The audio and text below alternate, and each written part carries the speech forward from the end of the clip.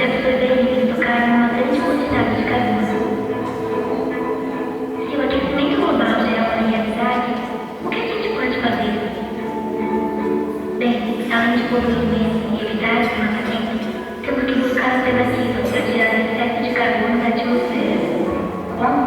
Aumentando o número de árvores no planeta. O BEP pode ajudar nisso, e muito. Além de termos um grande patrimônio de florestas naturais, somos uma referência mundial em produtividade e manejo sustentável de florestas cortadas.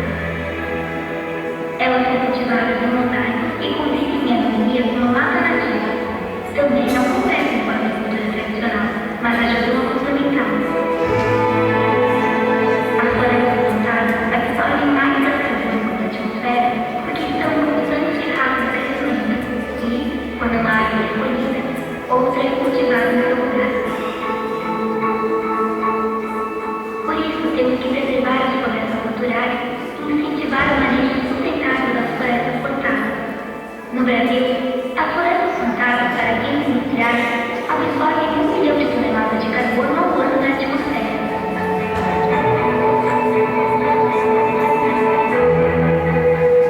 Somos um dos maiores produtores mundiais de celulose e papel. Toda a matéria-prima vem exclusivamente das florestas cortadas.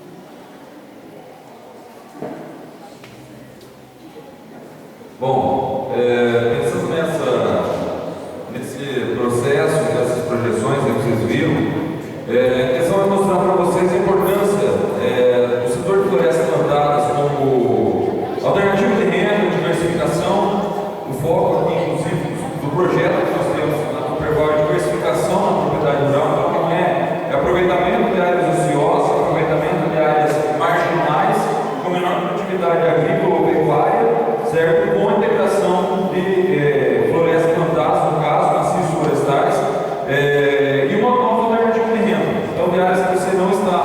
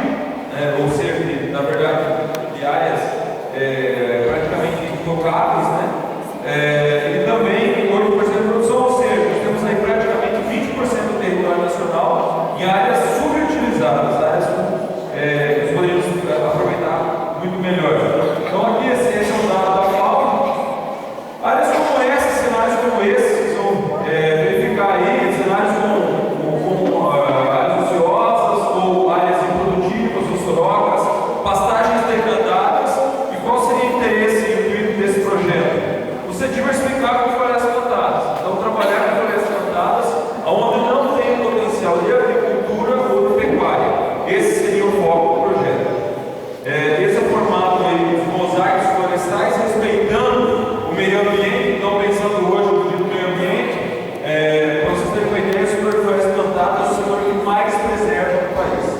Então o setor de florestas plantadas é o setor que mais preserva a área, a produção, respeitando as áreas de preservação permanente, a mata ciliar, né, nessas projeções. Para vocês terem uma ideia, aqui é só uma projeção da quantidade, quando fala que o eucalipto seca o solo, o eucalipto acaba com tudo. Então, da quantidade de água que o eucalipto exporta, ele exporta meio metro cúbico de água por quilo de madeira produzida. O pino 0,7. O cerrado 5 vezes mais do que uma exótica. Então, isso aí é só para os bichos grilos aí, para os ambientalistas extremos compreenderem que nós estamos falando do setor de produção, um setor nobre que gera economia, que gera diversificação, distribuição de renda, geração de empregos, e é isso que nós precisamos, ao invés de áreas abandonadas, certo? Então, ao invés de capoeiras, que é o caso da região que está acontecendo. Então, quer dizer, está virando capoeira, está virando área abandonada, justamente por não ter uma alternativa de produção. E cereais em geral também. Cereais, para vocês terem uma ideia, são 5 vezes mais a quantidade de água por metro cúbico, por quilograma de madeira produzida. A necessidade. O milho, para vocês terem uma ideia, por quilo, nós precisamos de em torno de 350 a 500 litros de água para a produção do quilo de madeira de eucalipto. O milho precisa em torno de 1000 litros, ou seja, o dobro. Então é alguma coisa que nós precisamos desmistificar. Eu não estou falando de nada que não é palpável, nada que não é conhecimento científico. Esse dado quem tem é a Embrapa. Então, quer dizer, já foi feito as pesquisas, o IPEF, Instituto de Pesquisas Florestais, da USP, da Exalc, São Paulo. Então, quer dizer, todos esses dados já temos comprovados.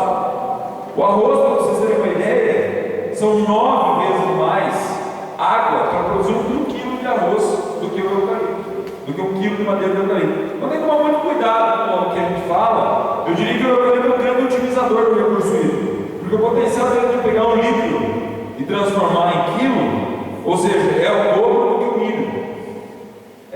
O potencial da planta é uma planta que vem em solos isso lógico depende de cada região, mas ele suporta solos hoje que não tem potencial de produção agrícola. É um caso hoje que nós temos no Mato Grosso do Sul, solos arenosos, pura areia, não tem nem 10% de argila, aí às vezes 6, 7% de argila, e está lá produzindo eucalipto. Então nós temos uma planta em potencial. Aqui é só um caso com relação à matéria orgânica, uma colocação aqui do próprio Código Florestal, que o eucalipto, ele, lógico, não tem a quantidade de matéria orgânica de uma floresta nativa, porém, comparado à pastagem degradada, o grau de matéria orgânica é muito maior no solo. Isso é só vocês visitarem qualquer floresta de eucalipto e ver o seu solo abaixo, a quantidade de matéria orgânica que nós temos. Aqui, com relação ao mercado, então nós temos um balanço global de demanda de madeira no mundo, 3,5 bilhões de metros cúbicos por ano, onde 1,8 bilhões é para energia e 1,7 para a indústria. Desses dados aí nós temos 1,3 bilhões de florestas plantadas. O resto, ou seja, 2/3 ainda de tudo que nós consumimos no mundo vem de floresta nativa. E aí vem meter o pau para o eucalipto ou pinos.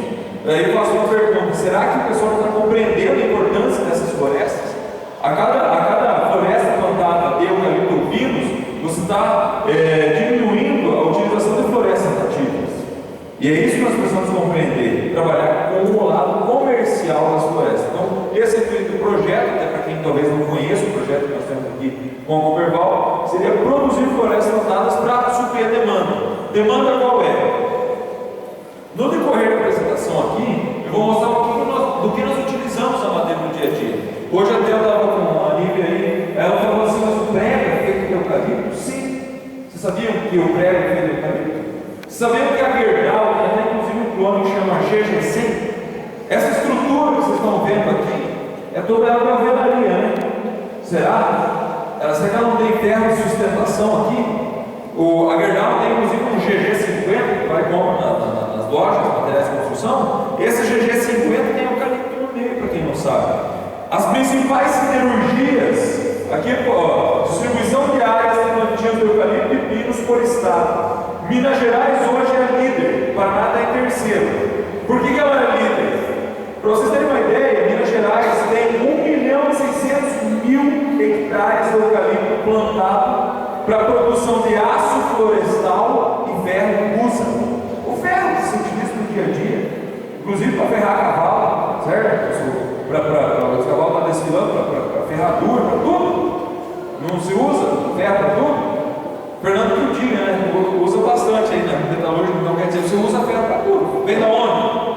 Carvão vegetal. O carvão vegetal é usado, o carvão vegetal é utilizado na formação do ferro usa. E nessas condições, nós temos aí o eucalipto como principal fonte de energia, no caso, para essa finalidade nas siderurgias de Minas Gerais. Então esse é o cenário que nós temos aí. Aqui, a quantidade de eucalipto, nós temos hoje em torno de 7 milhões de hectares no país, onde 75% praticamente vem de eucalipto e 25% de pinos. Eu já vou abordar adiante o mercado de pinos, porque tem muita gente que está achando que pinos é um mau negócio. O pinos está se exaurindo no mercado a quantidade plantada e logo, isso, a previsão já está faltando, inclusive tora hoje, o preço do pinos é quase o dobro. Em algumas regiões está quase o dobro, no mínimo 30% a mais do eucalipto. O preço da tora do pinos. Certo? Então a gente fala assim, lá tem pedra, não, vou pôr eucalipto. Então, nós tivemos experiência, inclusive, em propriedades aqui na região, que plantaram eucalipto em área de pedra e não deu certo. A aptidão destes solos é para pinos. E não adianta teimar, é uma aptidão técnica, certo? Então, na realidade, o pinos é um excelente mercado. Vocês vão ver adiante aqui. Por exemplo, percentual de área de eucalipto por estado, o crescimento que nós temos, certo? O Paraná teve um crescimento muito elevado, diminuiu em outros estados, aqui principalmente no Piauí e no Mato Grosso, certo? Inclusive por incentivos e pela utilização, mas você vê que todas as áreas, todos os estados teve uma diminuição no plantio de pinos.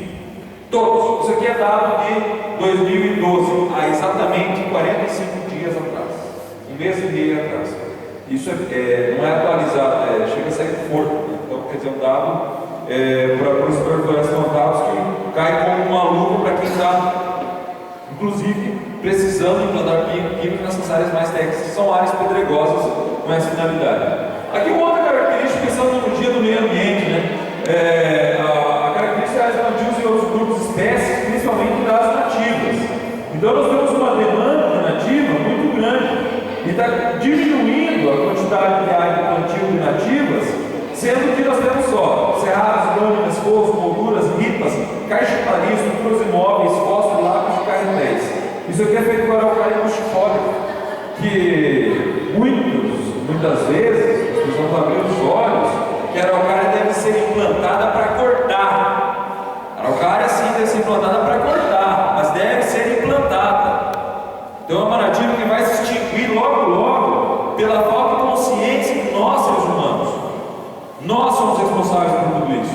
Então ela foi plantada, ela deve ser plantada. Mas não pode cortar, não pode cortar aquela que está nativa lá, ela deixa lá. Agora, quem falou que não pode plantar araucária para cortar? Para quem não sabe, nós temos a araucária melhorada da hidrata, que faz desbaste com 8 anos e corte raso com 18, de tora com 18 anos, certo? E uma árvore fantástica, reconhecida internacionalmente como o Pinho do Paraná, uma das melhores madeiras do mundo, e não pode ser explorada simplesmente pela mediocridade de certas pessoas que nós temos no nosso estado. Isso eu digo boca cheia, porque tecnicamente conheço a araucária, é uma planta que tem uma viabilidade econômica imensa e não é incentivada por esse motivo.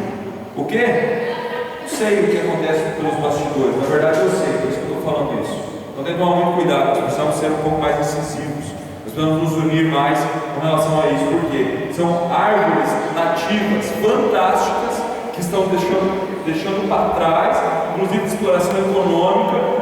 Agora, para quem não sabe, o Código Florestal novo permite, isso a Maria vai falar com mais propriedade, mas permite a utilização de exploração de produtos florestais não madeiráveis em APP, e já permite isso desde que existem em EVR, que é a reserva legal.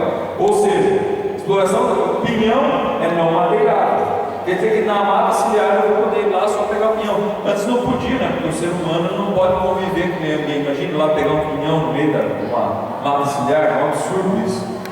Ou seja, parece que nós não estamos no planeta Terra. Então nós precisamos compreender essa consciência. E agora o novo código vai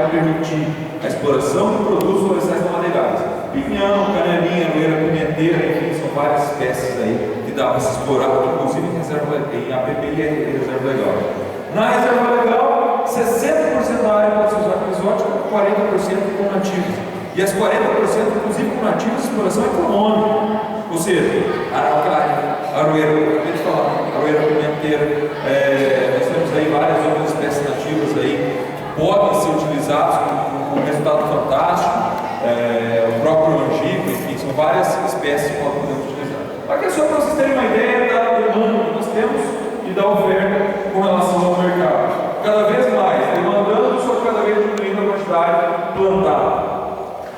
Outro detalhe que vale salientar é que aqui é uma oportunidade só.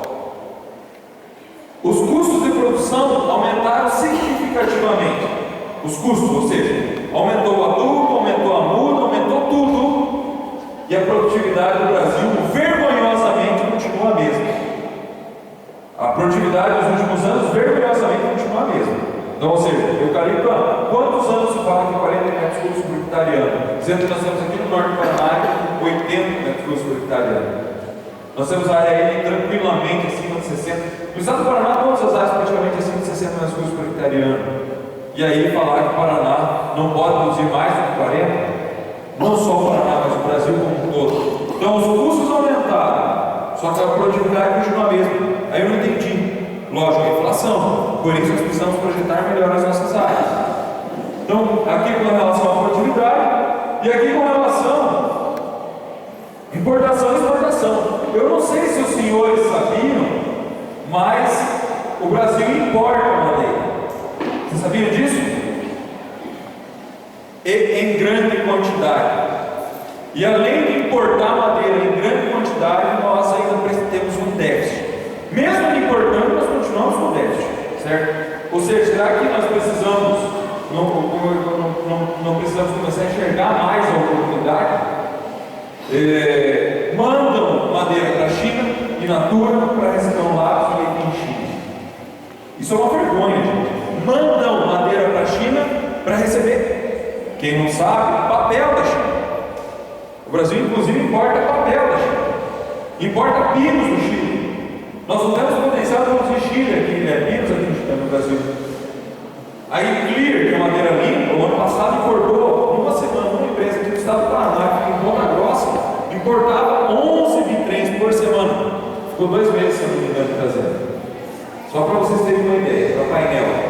Tá? Painel esse que vai nos móveis, que vocês compram, tudo quanto é. Vocês estão achando que vocês compram nos móveis, nas casas móveis, é o quê? Pinos e eucalipto moído com uma laminazinha por cima. Esqueçam o resto. Estão achando que estão comprando móvel? Esqueçam. Mas há muitos anos estão comprando pinos, eucalipto moído com uma laminazinha por cima. Essa é a verdade. Então, só estou colocando para esclarecer um pouco para vocês. Depois eu vou mostrar isso em imagens para vocês. E aqui as produtividades. Mesmo com todo o potencial, o Brasil ainda continua como líder mundial na produtividade. Então, para quem não sabe, nós temos a maior produtividade de eucalipto do mundo e a maior de pinos. As duas maiores produtividades do mundo estão nas nossas mãos, por todos os fatores que influenciam, certo? Aqui o destino dos produtos, então, produção madeireira, mercado interno e exportação. Celulose, 60% fica no mercado interno, vai para fora, 40% no Brasil. Cerrados, olha, prestem bem atenção. 10% vai para fora. 10% vai para fora. Nós temos um potencial mundial, nós temos um déficit mundial muito grande. A Warehouse, para vocês terem uma ideia, que essa líder mundial de madeira limpa, madeira podada e manejada, só essa Warehouse, ela tem uma demanda no Brasil, fora que ela compra, de 10 mil metros cúbicos por mês de madeira limpa. E está faltando. O ano que vem provavelmente vão ser 15 ou 20, cada vez mais faltando, certo? Então aqui os mercados que nós temos, vários cenários aí. Lenha e outros produtos, a maioria fica no mercado interno, então, para a produção de energia. Compensados, que é esse que eu falei, metade praticamente. Painéis, 97% fica no mercado interno. Né? Aqui por região, então, da produção, aqui acho que com relação ao consumo de madeira, não vou entrar em detalhes também. Aqui. E aí, com todo esse potencial, vem um cenário que posteriormente o banco vai falar em relação ao BNDES. O ano de 2011 foram 400, o projeto do ABC, 3,15 bilhões do setor agrícola, isso, para o ABC. O ano passado, foram 455 milhões somente para florestas plantadas, para direcionado para florestas plantadas, certo? Da linha do ABC, direcionada a florestas plantadas. Dessa linha de 455 milhões, aproveitou somente 40 e tantos por cento, não chegou a 50% da quantidade disponível de verba que foi. Ou seja, nós não aproveitamos 50% do que tinha disponível de verba no mercado, no banco. Ou seja, o carvão não tem dinheiro para fazer. Então, conversa fiada, porque é o ABC, 5,5% ao ano, praticamente a inflação, tem para o Flórida 8 anos de carência e 12 para pagar. Então, quer dizer, desse setor todo, só para vocês entenderem, de toda essa quantidade, de nem 50% dos 455 milhões, nós tivemos lá aquisição de bens de capital 28%, ou seja, lá de 200 e tantos milhões, outros, e setor industrial da madeira 36%. Para o plantio florestal foi só 31%. Para o plantio florestal só 31%. E desses 31%, mais de 25% foi para a indústria, né? Mais de 25% foi para a indústria, ou seja, foi para a Clabin, foi para a Cruz, foi para a Suzano, foi para todas as indústrias de base florestal. Mas nem 10% chegou na mão do produtor rural. É isso que nós precisamos começar a falar. E além disso, tem muito mais verbas, porque nem 10% quem aproveitou foi para quem foi montada a verba, foi o produtor rural. Falta de informação, falta do produtor ir buscar no banco. Você tem uma linha de investimento aí que já existe, o próprio Flora, já existe há quase mais de 10 anos no Brasil. Antes era 6,75, agora só baixou o juro para 5,5. Então quer dizer, condições tinha. E tem, né? Nessa linha aqui que eu estou querendo colocar e explicar para vocês, vocês perceberam que os maiores índices de desenvolvimento humano estão nas regiões com maior quantidade de oferta de florestas. Inclusive, aqui no tal país que eu gostaria de ressaltar, o Canadá. Alguém ouviu falar de crise no Canadá? Crise mundial que deu lá nos Estados Unidos, que deu na Europa. Alguém ouviu falar de crise no Canadá?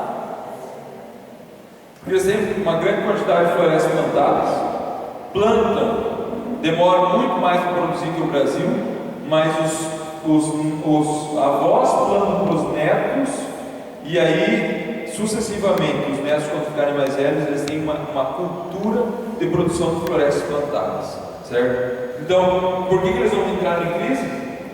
Porque eles têm hoje a segunda maior floresta do mundo, e nós temos a terceira, nativa, só que nós não podemos explorar o nosso código, que é um absurdo, que é o único código do mundo nesse formato. Porém, nós estamos com o IDH elevado, está acima do médio, certo? Indo para. É só um comparativo aí na realidade. Com relação ao empreendimento florestal, então, explicando o processo do empreendimento florestal em si, e aí eu vou finalizar aqui com as imagens do mercado e o potencial que nós temos na madeira. Bom, o agronegócio, eu acho muito complicado e até importante colocar isso, talvez no dia do meio ambiente, não estou falando de código florestal, mas aqui, os solos é a base de tudo. E eu acho que nós precisaríamos, em vez de ficar olhando para o código florestal, ficar focando nos solos, de equilibrar e trabalhar com solos, porque muita gente pensa assim, agronegócio, pensa só no negócio e esquece do agro, né? Então isso é muito importante, nós expressarmos todo o potencial genético que uma planta tem, fazendo um planejamento de conservação dos solos e fazendo um planejamento de fertilidade dos solos. para ter um resultado produtivo. Aqui um pouquinho de silvicultura, só vou dar uma pincelada rapidamente. Eu apresentei um pouco do cenário, e esses dados são da Associação Brasileira de Florestas Plantadas, então é um dado oficial que nós temos aí, que nós passamos anteriormente. Mas aqui só você pode melhorar o que pode ser medido, ou seja, começa as medições para ter um pouco de resultado. A partir daí nós temos os talhões, as APPs, as matas ciliares, e aí começa a produção. Então aqui, por exemplo, isso aqui é uma área, um case só para exemplificar, uma propriedade onde, nesta mesma propriedade, tinha lá uma área determinada, que é essa área aqui. Para vocês terem uma ideia, essa propriedade tem 1.000 hectares, só aproveitando a área marginal, vocês já vão ver adiante, só aproveitando a área marginal, deu 192 hectares, ou seja, 20% praticamente. É só você diminuir, ou seja, 10 hectares eu devo ter 2 ociosos, 100 hectares eu devo ter 20 ociosos. Você sempre vai ter uma quantidade de área ociosa para produção que não é apta à agricultura, que não é apta à pecuária, sim que é apta à silvicultura. É o caso que aconteceu nessa área. Começou a mapear, mediu, colocou ali as nascentes e o restante do projeto. Eucalipto mecanizado, eucalipto não mecanizado, isso aqui é um morro bem elevado, pinos nas áreas aqui de pedra, afloramento de rocha, certo? As nascentes, mapeou a área para coleta de solos, identificou, georreferenciou os pontos de coleta para depois da continuidade. A partir daí nós temos o talhão, por exemplo, talhão 3, área 8,49 hectares, clone, ó o GG100 aqui, ó. Lembra aquele clone da Gerdau? Essa propriedade tem, acho que desses 49 hectares deve ter uns 20 hectares de GG100. Isso aqui é Londrina. Urograndes, plantio, espaçamento, para ter um monitoramento, um acompanhamento da floresta plantada. Essa madeira que vocês estão vendo limpa aqui, hoje é uma madeira que tem um déficit mundial elevadíssimo.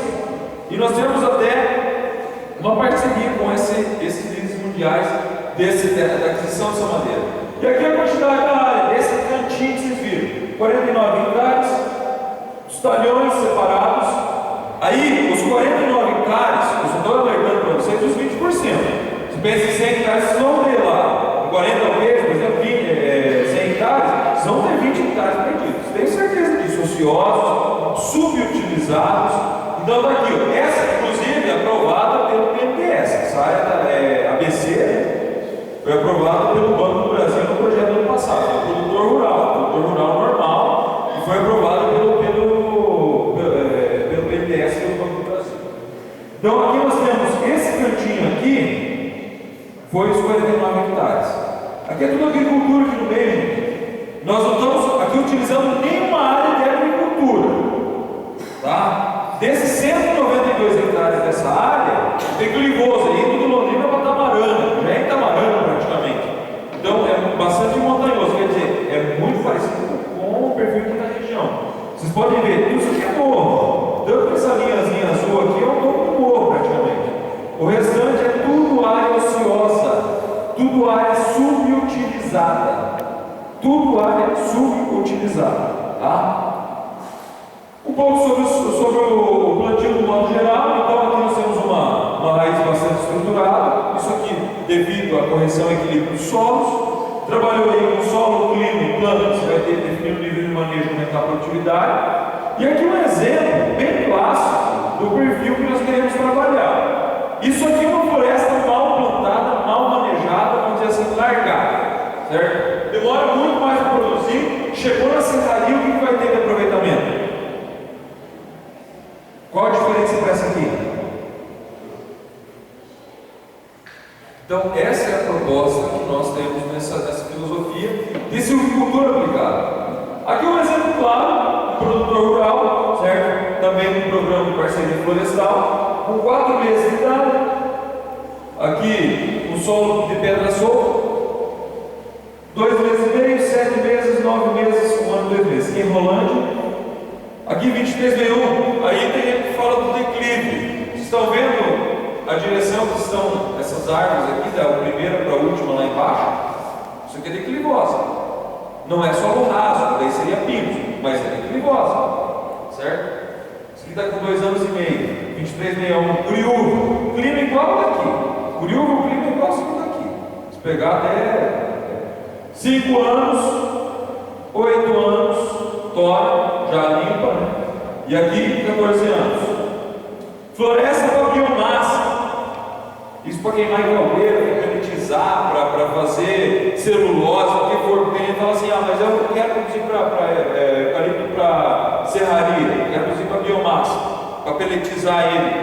Isso aqui tem 9% de argila, solo praticamente uma praia, arenoso. Isso aqui é Mato Grosso do Sul com 2 anos e meio. Imagina no Paraná, né? Sei lá, com 6 meses só de chuva, imagina aqui, que foi as que eu mostrei anteriormente. E aí a palhada, que todo mundo fala da matéria orgânica, que acaba com tudo, da importância no meio ambiente com relação a essa parte da palhada, da ciclagem de nutrientes que nós temos. Ele, na verdade, é um grande revitalizador do solo. As raízes vão nas camadas mais profundas, absorvem nutrientes que foram perdidos, lixiviados e devolvem através dos galhos das folhas.